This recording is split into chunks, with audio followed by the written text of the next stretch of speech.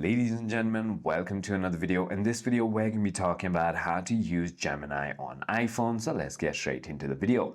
The first thing you need to do is download and set it up. So in order to go ahead and do so, simply go ahead and open your App Store, and on the search bar, simply search for Gemini. Gemini.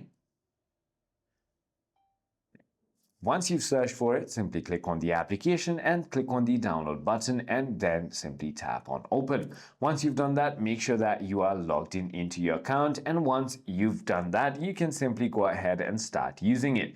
You can either type questions or prompts into the text box at the bottom. You can use the voice chat by tapping on the microphone icon to speak prompts, and you can also tap the live button to have a real-time back and forth conversation. Users can also interrupt and change topics similar to a phone call. I hope this video clarified everything for you. If you have further more queries, feel free to comment down below, and I'll see you on the next one.